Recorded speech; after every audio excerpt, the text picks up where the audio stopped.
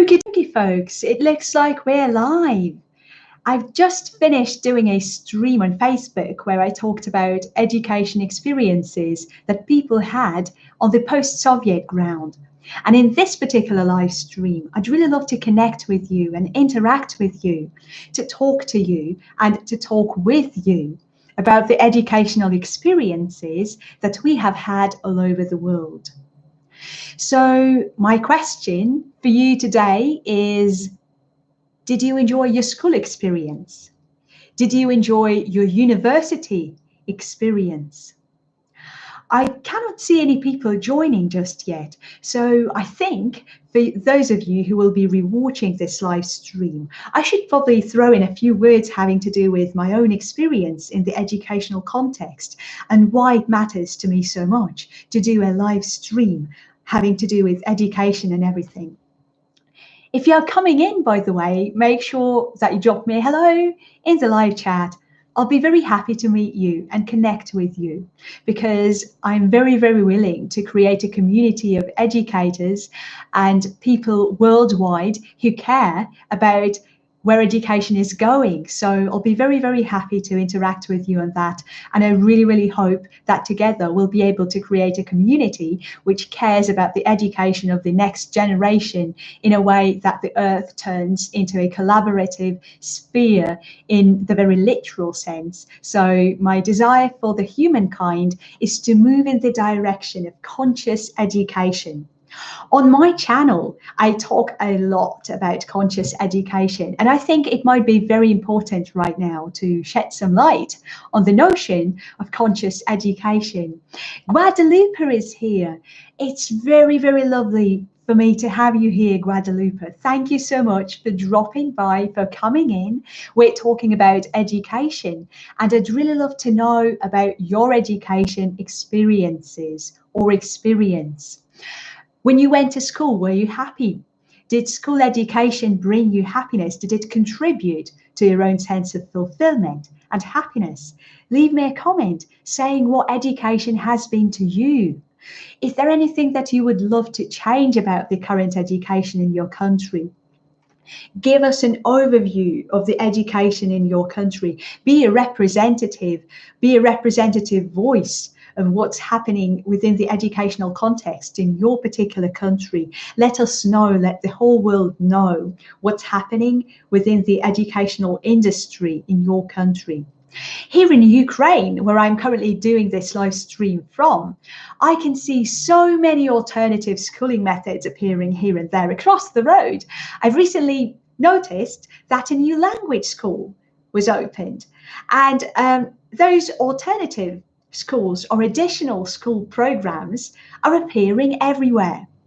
Many of my fellow colleagues, teachers who work for mainstream educational institutions, share with me all the time that the children who they teach also go and do private lessons with other educators. So they go and do a specific English course, for instance, if we're talking about the English subject, or they also go and have some private tuition in maths, for instance. So it looks like more and more people are getting engaged with education, and also we want to have a quality education. And I think striving towards this quality education is the number one reason why we send our children to do specific programs with extracurriculum activities, with non-traditional or alternative schooling, as it's becoming known to many people here in the post-Soviet grounds. And I'd really wonder what it looks like in your country. Hello, hello, hello, everyone. You're very welcome here. And if you're here, let me just rehash on the topic that we're discussing today. We're talking about your educational experiences. We're talking about you as a school kid. And I'm wondering what experience you have got of going to school. Did going to school make you happy? Did it equip you with all the necessary skills that you need to survive in the world these days? Did it contribute to your understanding of your psyche, of yourself as an individual? Did it ingrain in you the ground to grow critical thinking? Because it looks like critical thinking is something that we cannot survive without, as many of those YouTube gurus say and many teachers say in the educational context. Has your school experience been useful to you? And while some of you might be putting your thoughts together to create a response in the live chat, and you're free to go, I'm very, very happy to read all of your comments and interact with you. I'm going to introduce myself a little bit to those of you who are unfamiliar with me or my work. My name is Lilia. I'm a Ukrainian educator, and I'm also working as a psychotherapist. So I do counseling and I also do private English lessons. And basically, what happens here is I'm really trying to understand where we currently are. Where we currently are in terms of our education, so that we can understand where it is all going. I'd really love to create an educational system that equips people for life. And we're not just talking, practical skills, even though those are really, really important. We're also talking about emotional mastery, emotional understanding of ourselves, right? Understanding of the relationships that we have with other people, understanding of the energy happening in the universe. Okay, so Oleg, hi, I'm very happy to see you here. Thank you so much for popping by. Wow, edumacation, that's a very interesting word you used there. What do you mean by that? It looks like I'm unfamiliar with this word. Can you just explain that word for us in the chat if you can, if that's all right? Yeah, right. It looks like what Oleg is saying is actually representative of so many of us, because it looks like we naturally love to evolve. That's the drive that we have inside of us. And we really want to move forward. We really want to reach the new horizons. But it looks like the education that happens in a mainstream setting is very often very, very daunting, very boring. It tends to drag along, and we have those massive homeworks. And most importantly, it looks like we, in Ukraine, for instance, I won't speak for every country in the world, we tend to try and excel at as many subjects as we can. And education seems to be all about knowing. And if a student says that they don't know, right, that is seen as something not so good, right? If you know what I mean, because it's all about memorizing information. Memorizing information of these select authors, for instance, that really represent the certain current in the developmental stage of a state or a country. So that's what it does. Thank you so much, Guadalupe. Thank you for commenting on my work and the help that my work has brought to your environment. I'm very happy that I've been able to contribute to the setting that you're working in. So I'm accepting the energy very gratefully. Thank you so much for that amazing compliment. Oh, yeah, thank you, Oleg. Oleg has just defined the word edumacation for us, and thank you so much. It's always great to learn something new. I didn't know this word prior to this lesson, and I think it's really crucial for us to learn all the time. By the way, in the context of education, learning all the time is something that we need to persist at, okay? Quite a few of us think that we graduate from college, we graduate from university, and that's it, and we're equipped for life. Even though we do hear all those rumors of people telling us that it's never enough, that you should carry on learning all the time, right? And it never ends. We kind of feel discouraged to learn, and probably I think I would just have a little guess, if I may. I think that happens because we feel as if our learning experiences prior to that point would have to be very, very tedious, as Oleg said, very boring, and not really suited to fit our own potential, right?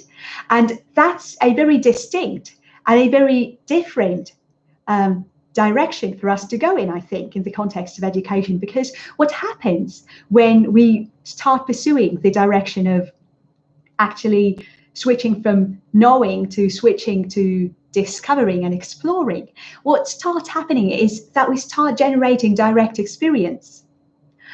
And the importance of direct experience is just beyond the words. It's really, really crucial, right?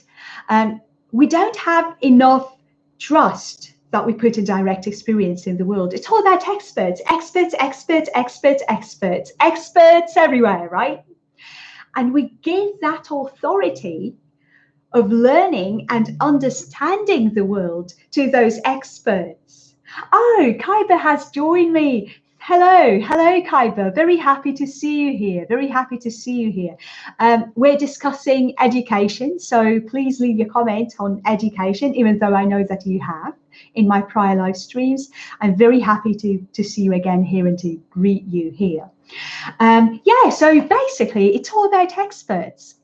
And education in my country, in my current society, is all about experts. Capitalistic era is all about experts, isn't it? And having this system when we rely so much on external experts is a double-edged sword, isn't it? Just think about it. Think about it.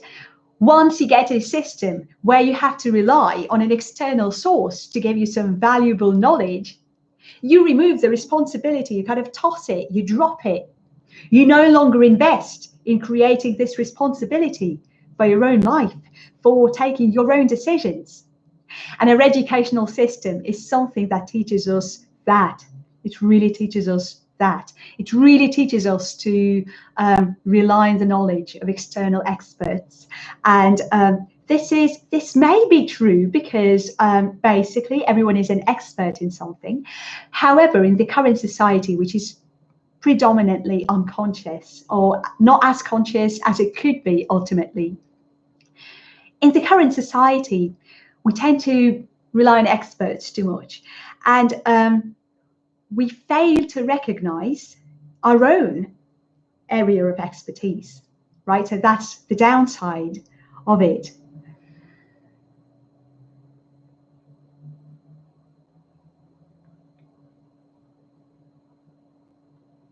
Oh, thank you so much for sharing part of your life story with me, Oleg. It's really, really cool to know that people from all walks of life gravitate towards discovering their inner truth. I'll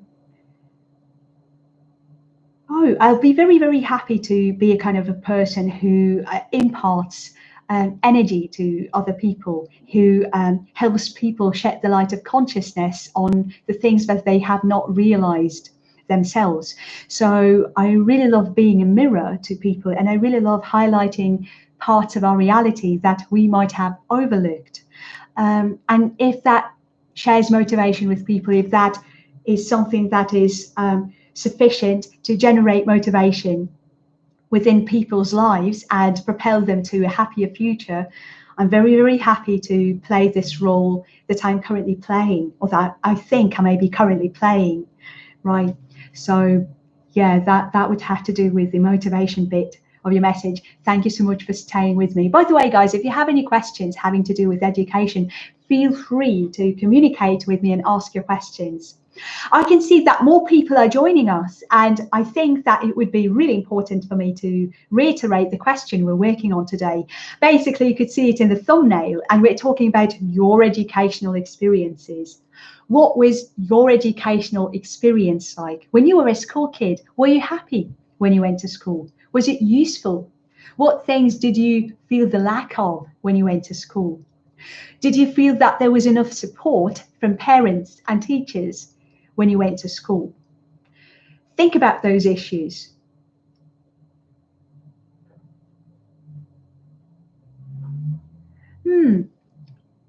Having to do with the books that have motivated me most, I'd have to name Peter Alston, The Book of Not Knowing. I think it's a very powerful book, and the information that I discovered there informed much of the educational context that I'm creating with the learners and patients and clients that I'm getting right now. It has to do with unraveling of the current concept that we perceive as a self, and it helps you see the truth. It helped me see the truth of my existence, and also to get closer. And it has to do with a skeptical approach, with the questioning and contemplation approach. So it's nothing like a dogma kind of book. It's a very eye-opening work of literature, I think. And yeah, Peter Ralston, The Book of Not Knowing. Talking about self-improvement and motivation, what it really sparked for me, the comment that you were sharing, it sparked for me the fact that various countries, different cultures, find themselves at different levels of development. And if you take a look at the evolution of human society, you will see that different areas of the world, different parts of the world, have developed at their own paces and also quite differently. So what we're looking at with post-Soviet countries such as Russia, Belarus, Ukraine, right, the Slavic community, we're looking at a completely different level of economic development, and also historic development and cultural values development than in, let's say, Australia or in America, for instance, right, the US. So we talk about very, very different levels of development that happen around the world. And those levels of values, those values that we have, they really, really inform the educational approaches that we take. For instance, here in Ukraine, even though we might find it fancy and fun to talk about existential issues, there are still very many levels of survival that have not been fulfilled for many people. And it's really frustrating to see how people really struggle with the basic levels, with the fundamental levels of survival. The situation is somehow exacerbated by the fact that we look at the Western countries, and we see people creating their businesses from scratch and starting up, launching companies at 25 years old, right? And we kind of look at those people and we think, oh, I can do that too. But it's almost like there is something inside that doesn't let us go there, right? And that's probably because sometimes we try to jump over that fundamental level of development where we need to create the safety, the physical ground safety, when we need to get grounded in this 3D reality. Only after we do that will we be able to proceed to exploring higher wisdom or anything like that. Right. Okay, just familiarizing myself with the comments so that we can interact more effectively. Oh, right, Kaiba. So you're finishing your high school, aren't you? Oh, yeah, that's right. I remember you sharing with me that people have to work quite hard when they're at school, right? So, yeah, and you're also saying that you don't have distance learning, right? The online learning. Why do you think is that? Why do you think you don't have it? Does it have to do with any technical issues? Or does it have to do with a lack of people who would be interested in facilitating online and distant learning?